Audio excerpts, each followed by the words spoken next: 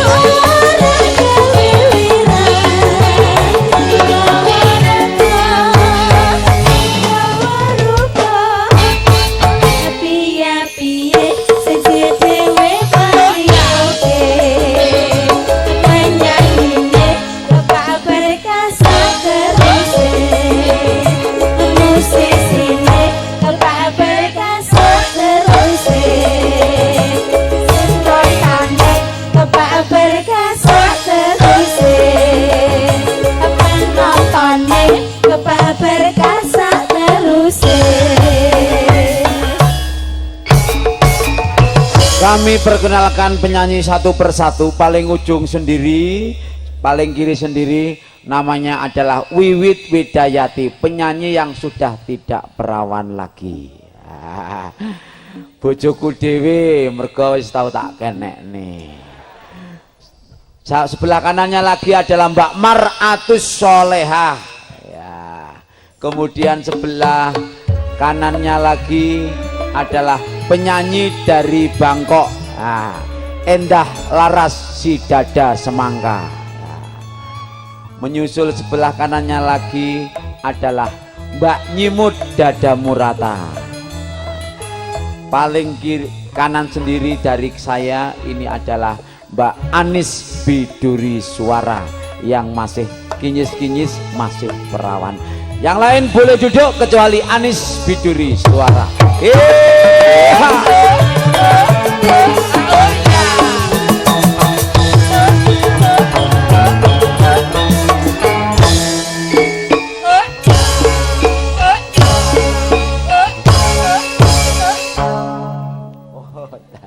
Piye kabare Nok? Saya sangat cak. Alhamdulillahirabbil alamin. Nggih. Iki ngene Nok. Nggih. Lagu pertama yang dikenalkan iki ora usah halus-halus. Oh, ngoten. Mergo hawane adem. Dadi Nggih, kudu Cak. sing semangat, sing giyak, sing iso ngetokne keringet. Nggih. Nggih. Lagu yang pertama akan kami hadirkan, judul lagunya adalah Susu Murni. Kenapa yang nyanyi harus Anis? Umurmu piro Nok? 12 tahun. 12 tahun. 14 ya. Sorry, 14 tahun. Oh 14 tahun. Nih tasih lare urung duwe pacar. Lagune Susu Murni ya cocok lek niki. Lek nika wis mambu mbako kabeh. Wis ora patek cocok. Ya, Susu Murni. Mengecok.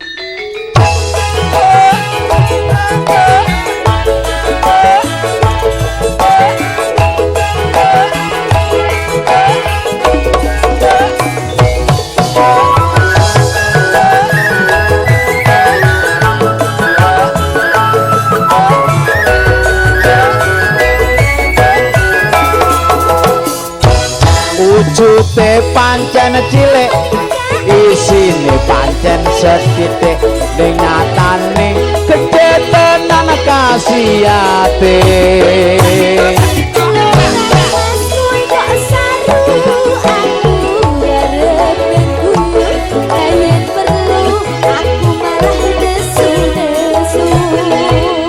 Lah ngopo kok nesu? Apa kuwi mau, Cak? Lho kok kowe dadak nesu barang nang ngopo? Wujude pancen cilik. Wujude aku ngomong wujude pancen cilik. Isine pancen sethithik. Nyatane gedhe tenan khasiate. Lah. Kuwi mau apa, Cak? Aku ngandhake lek Boyolali iki terkenal susu sapi. Ngono.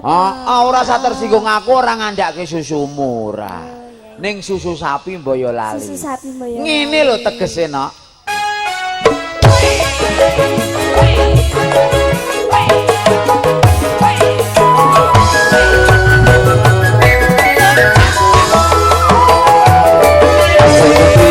Kuwi kutane sing sithik penduduke khasiat gedhe kuwi susune sing kondang Boyolali.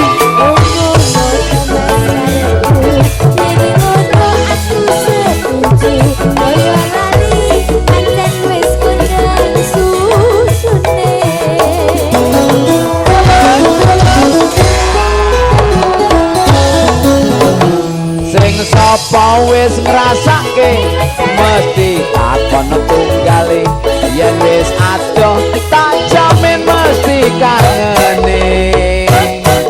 Susune pancen murni wis julukane saka kutha Boyolali terbanyu.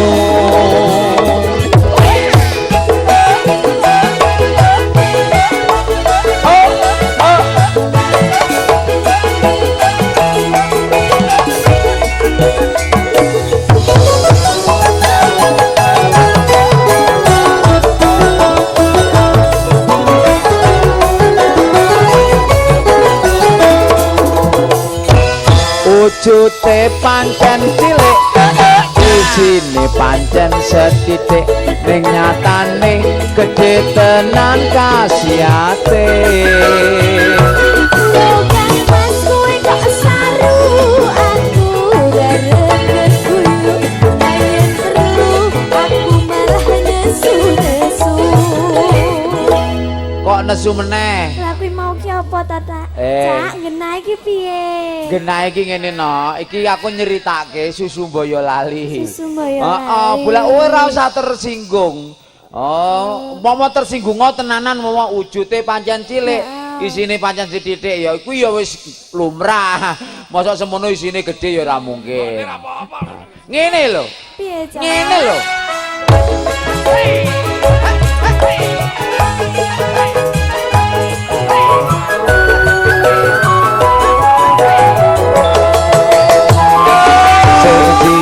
kuwi kutane sing sithik penduduke khasiat gedhe kuwi susune kang kondang ing Boyolali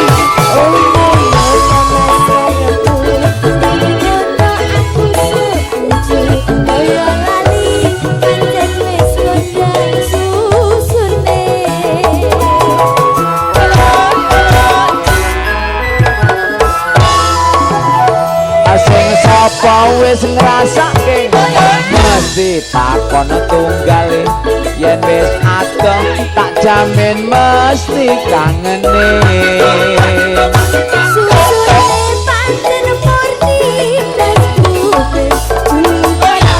saka kutha Boyolali tersenyum saka kutha Boyolali tersenyum saka kutha Boyolali tersenyum mie susu sampun jadi matur nuwun Mbak Anis Wiwit Widayati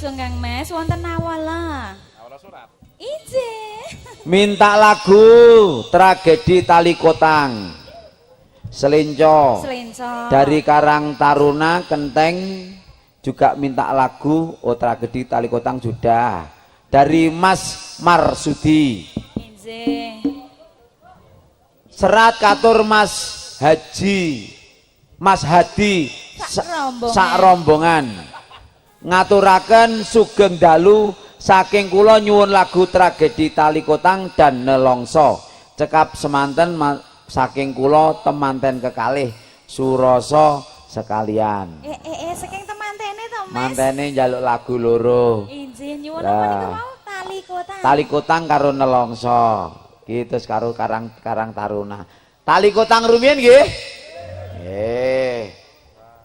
ayo kotang lah kok ditamak-tamake lho Mas lah iya kita lini wis do pedhot karek kotange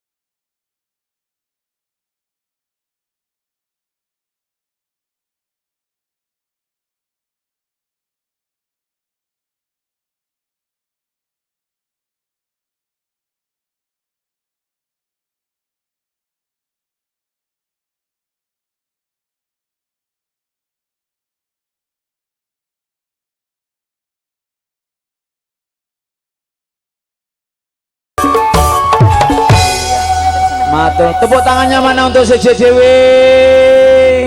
Iya, terima kasih. Berikut kami kirimkan untuk Anda sekalian penyanyi dengan bobot mati 3 ton. Endah Laras.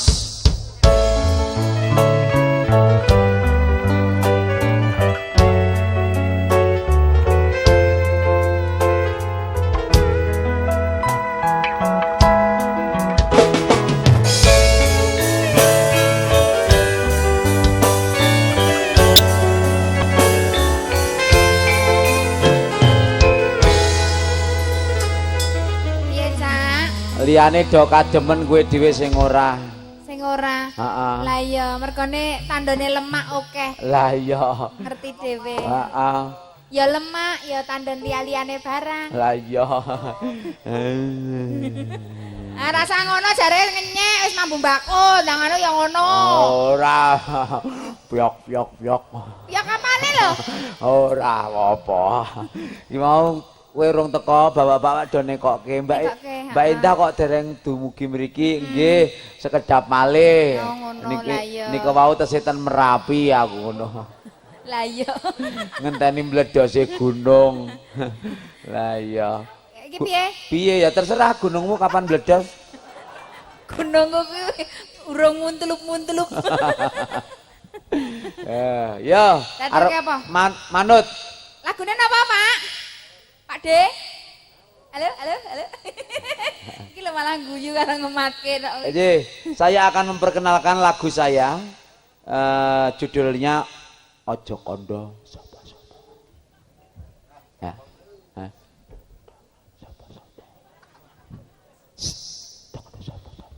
Ojo Kondo Sopo-sopo.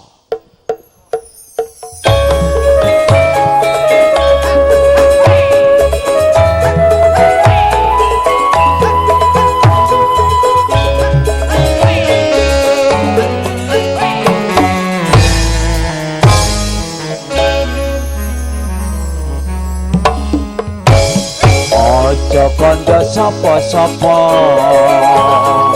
aku kebacut tresno mring sliramu denok sayangku. Ojo kondo sopo-sopo, Ojo kondo sopo-sopo, aku asli ora tresno.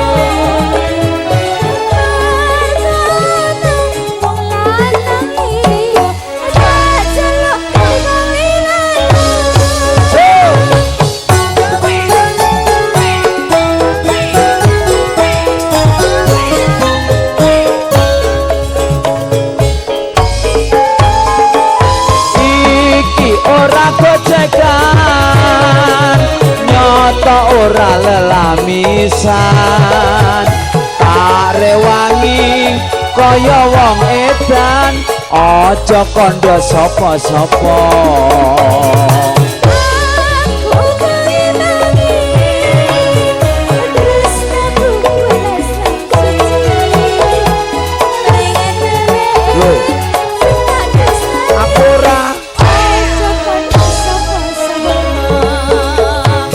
aja kandha sapa-sapa, tresnaku ora mbok trima.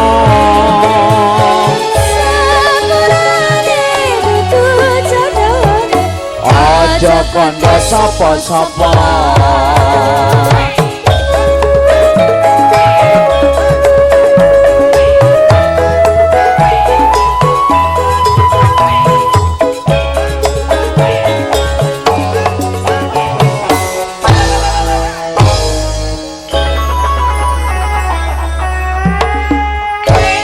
aja kandha sapa-sapa,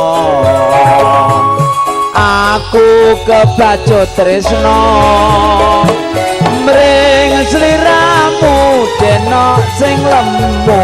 Aja kandha sapa-sapa, aja kandha sapa-sapa, aku asli ora tresno. lho kok iso ngono?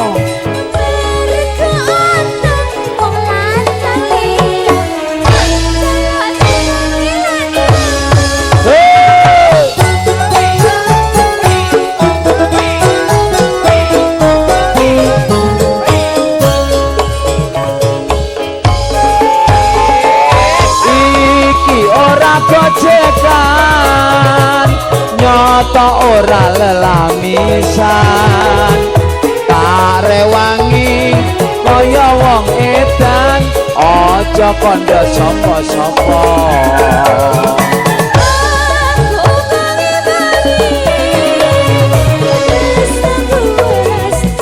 karo aku no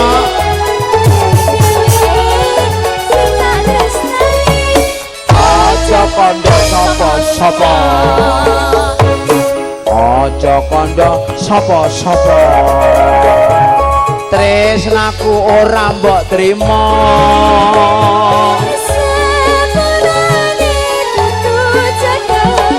aja kandha sapa-sapa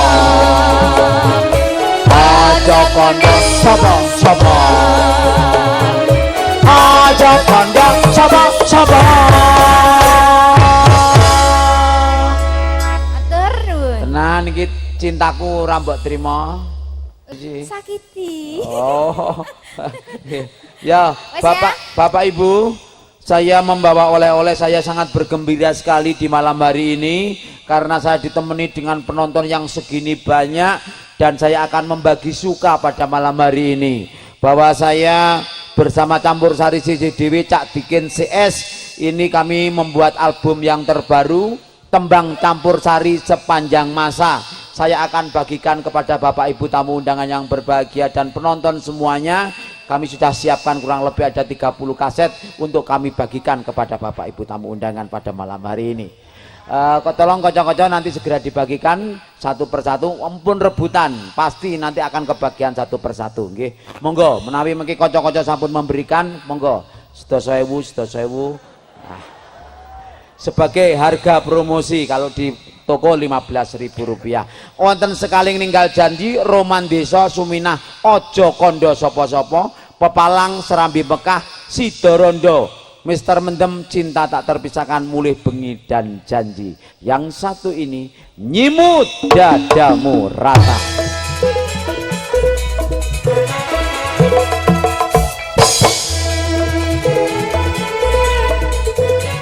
One, two, three, four.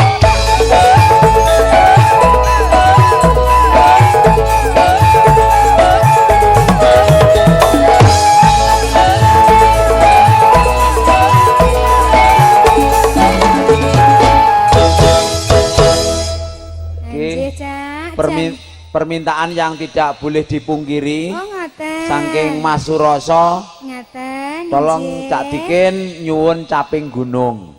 Caping gunung. Oh nggih. Dipun jenggelengaken kerane. Oh ngaten. Dipun jenggelengaken mboten Pak Bu? Jengleng. Dipun jenggelengaken. Nggih. 50.000. Wis sing duwe gawe kok. Oh sing duwe gawe. Mas Suroso. Tapi bebas bean. Bebas bean. Para penonton? Penonton ya terserah. Wongi karek atine piye? Oh nggih. Selawe trimo 50 trimo, 1000 trimo. Ya. Dijenglengke kanca-kanca. Oh nggih. Oh nggih.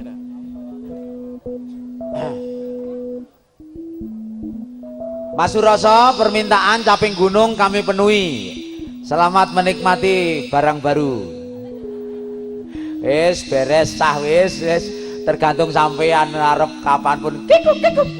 Barang baru piye iki karek nglanjutke sing wingi-wingi. Oh, Mas Suroso seneng nggih matur nuwun. Kepada Sinoman, halo, selamat malam. Jangan lupa teh. Teh. Para Sinoman, jangan lupa cairannya.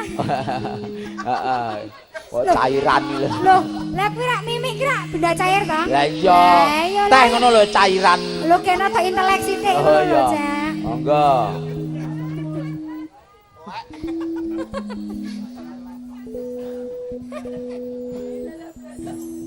Jangan lupa lho. Ayo jegigis dibayar kok guyang-guyu ae. Lah aku ya lho, bapake lalah ngono. Wah.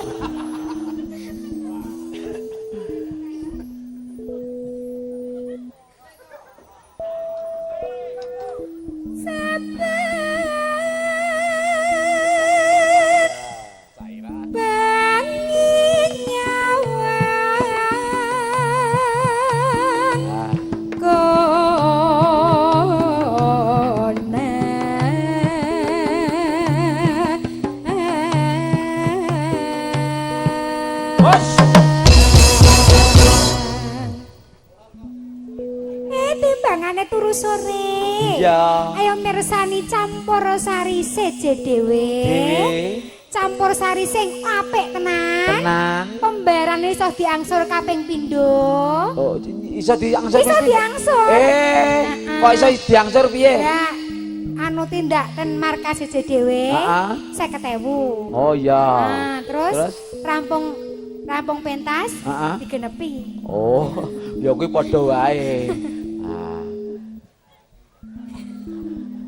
Uang muka. Uang muka ora apa-apa tanda jadi. Tanda jadi 50.000. Loh, gen do tertarik ngono lho, jane uang muka kopian kok ora tertarik. Oh, kuwi kakean uang muka 1000. Yen nama majang among karo ajang nor agone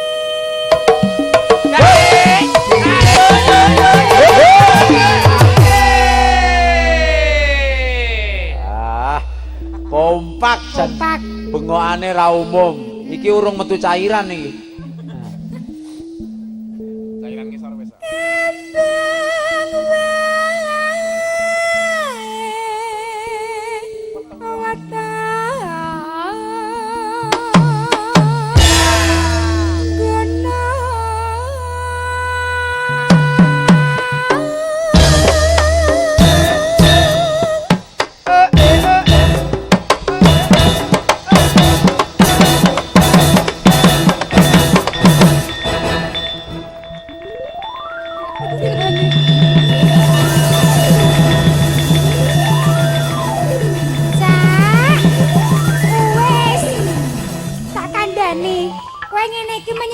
perasaanku. Kok iso? Lah kuwi mau kaya lambeku kok.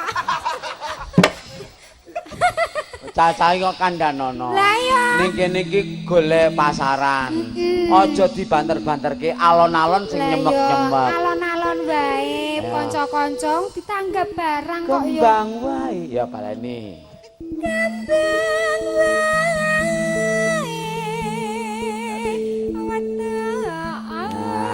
Alon-alon santai yo.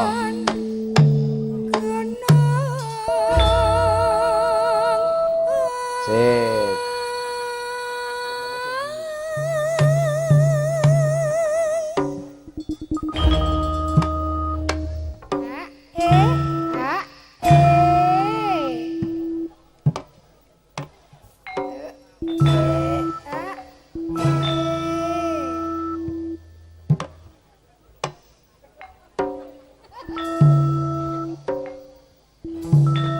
Kaya pitik ngeden ya. Ayo, ning rak wis cocok njalukmu alon ya kaya ngene iki ta? Lah ya iki kalonen. Wis ngewoke lho mau ngono kebanteren kecepeten bareng ngene kalonen wong kok ngewoke ngono. Mangsaku tek leo. Oh, bayar-bayar ngono. Ngewoke. Kandhane ngewoke. Ae sane. Ngene-ngene ki dodoku tak kenekke pisan engko mangsane. Ayo kenekno no. Heh? Kenekno no. Nek wani nya. Tak kenekno nggo. Nek wani nya ana bojomu ora wani. Ayo. Tak kenekno lho. Pacitan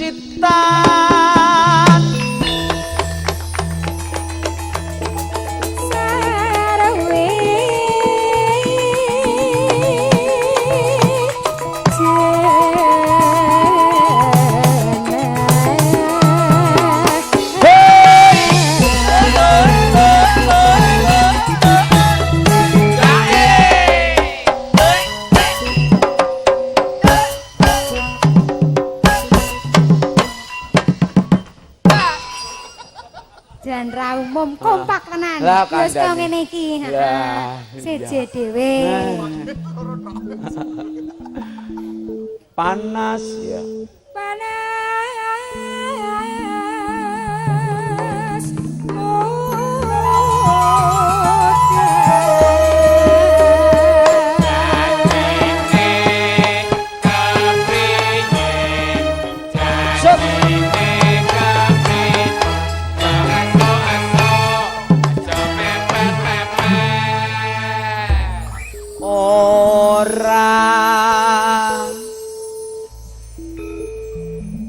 Nika ngagem reokan Ponorogo mboten? Reokan? Nggih cocok Cak Diken menika sampun beta pentul. Hah? Pentul ndi? Kaya ora nang nggon reokane ana pentole to. Lah iya ne rai pentul rai ora nggawa pentul kuwi. Lah ngapusi mau nggawa mau. Sik ning sithik. Ya. Gila nih. Ayo jegigi sae to. Panas udan. Panas. Aling-aling capek. Awas.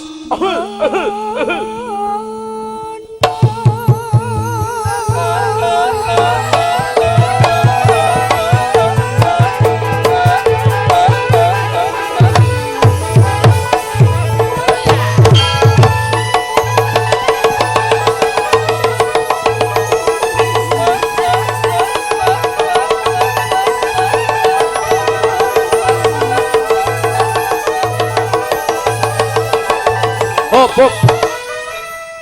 Piye ngewuhke meneh? Oh, mosok gur miber terus arepe diselehke kok miber Lah terus. tujuanmu mabur ki arep ning endi? Tujuanmu mabur? Ya miber ning angkasa.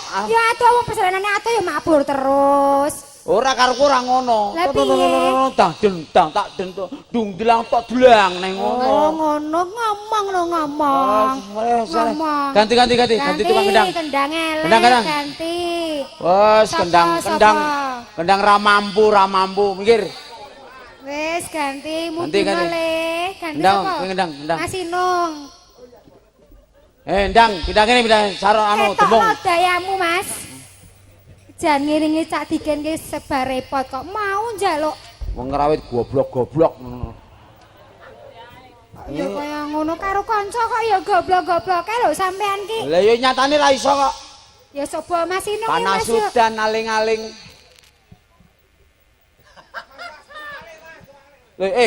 Madepe rono. Madepe rono. Oh diamput iki. Madepe rono. Jotos pisan kok. Wis ngendang ra iso. Nabur ra jegos. Panas udan aling-aling. Urung. Kowe ra usah melu apa-apa. Meneng. Aduh. Ah.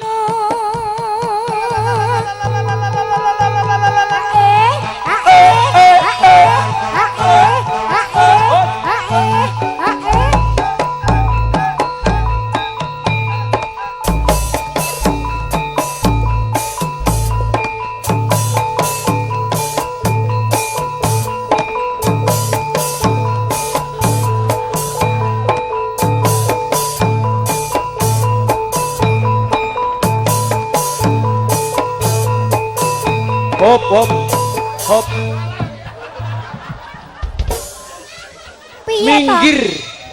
Minggir. Piye, Cak? Rong cocok. Kowe ngendang. Ndang.